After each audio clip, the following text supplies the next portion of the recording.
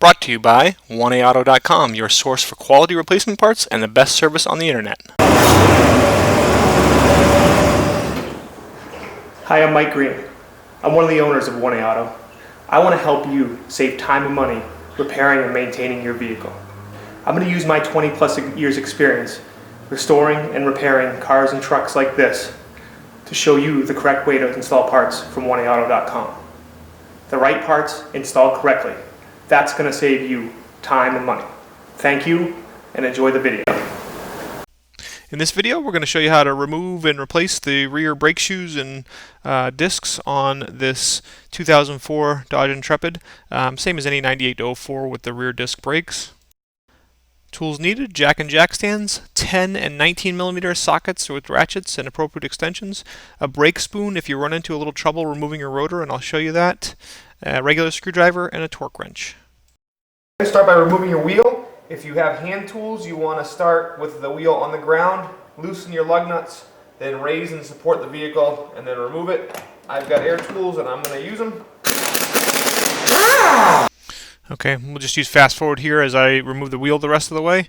We'll use fast forward in this video quite often just to get through the monotonous stuff.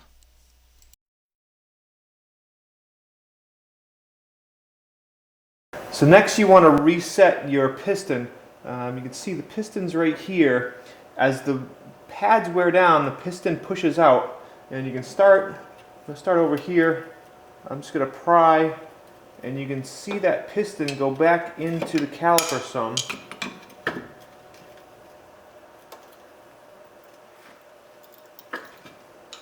Okay, as I get it a little further, I should be able to reach right in here. Can't quite yet.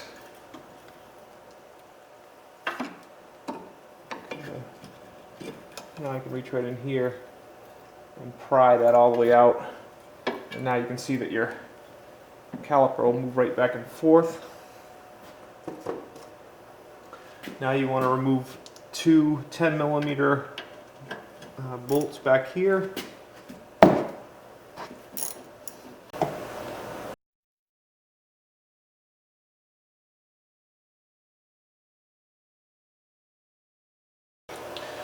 Now your caliper comes right up and off, and your inner pad is just held in there with a clip, pulls out, and then your outer pad, you've got a couple clips here.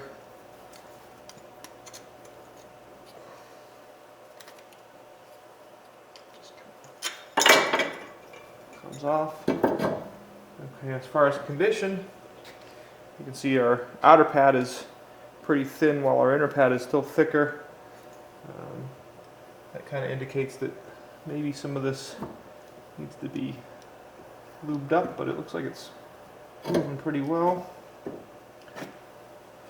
Okay, and then the condition of our rotor, even though this rotor looks a little rusty, probably just because this car's been sitting for a while, if you run the back of your fingernail along the outside and then also along the inside, okay, it's nice and smooth. So this rotor is in fine shape. We could just put new pads on this vehicle. 1A Auto carry the rotors, and they do fit correctly. The rotor may come right off like that. You can see this is your emergency brake pads in here.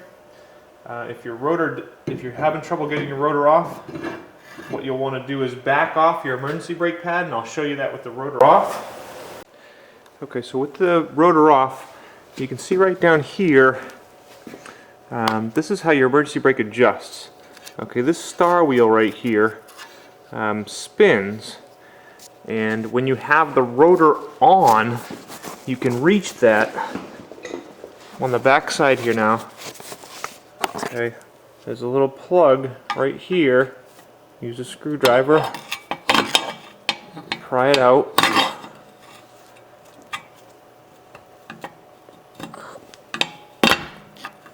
Okay, and then to adjust it, you'll need a brake spoon. I'm filming it from this side here. So you turn the star up to adjust the shoes out. And then if you're having trouble getting it apart, you want to bring it down, okay, and that brings the shoes together and makes it easier to get the rotor off. So I'll put my rotor back on. Might have to use just a little bit of force. Okay, I'll spin the wheel while I tighten up back here. Okay, going to fast forward through here. The goal here is to just kind of tighten them up so you have an even amount of friction from your emergency brake, and then also put that rubber plug back in once you're finished. Now, like I said, this outer pad probably should be replaced, but the owner of this vehicle didn't want to replace the brakes just yet. We actually replaced the hub for him. Okay. So the outer pad just goes down in. Okay, then you just kind of pull on this bracket.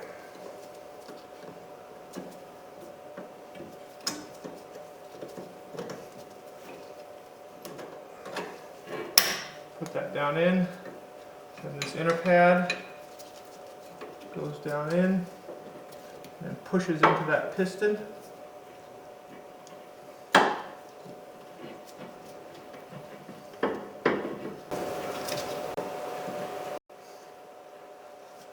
Okay.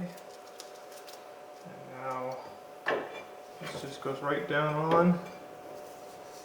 You might have to push your slides back here. See, this one actually went way in. Just push those all the way back.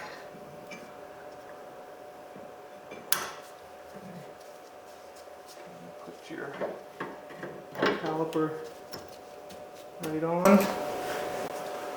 Now start your bolts in. Just gonna push them in and then move the caliper a little bit. Keep twisting them. Okay.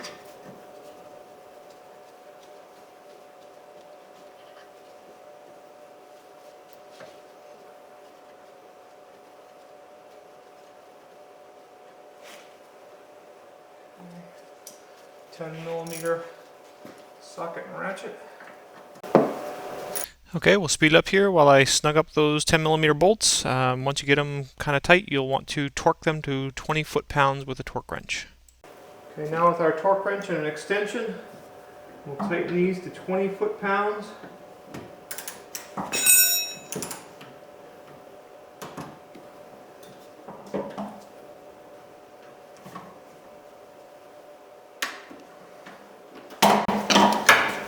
Okay, now we'll put our wheel up on there. We'll start our lug nuts first by hand, all 5 of them, and then we'll use our air wrench to just kind of tighten them preliminarily. Okay, and now with our vehicle on the ground, we want to torque the lug nuts to anywhere between 90 and 100 foot-pounds using a star pattern. And then very, very important, whenever you work on your brakes, first get into your car, pump your brakes a bunch of times, then just put your car in gear, make sure the brakes hold you, then do a stop from like 5 miles an hour and 10 miles an hour before you go out and road test the vehicle. We hope this helps you out. Brought to you by www.1aauto.com, your source for quality replacement parts and the best service on the internet. Please feel free to call us toll-free 888-844-3393. We're the company that's here for you on the internet and in person.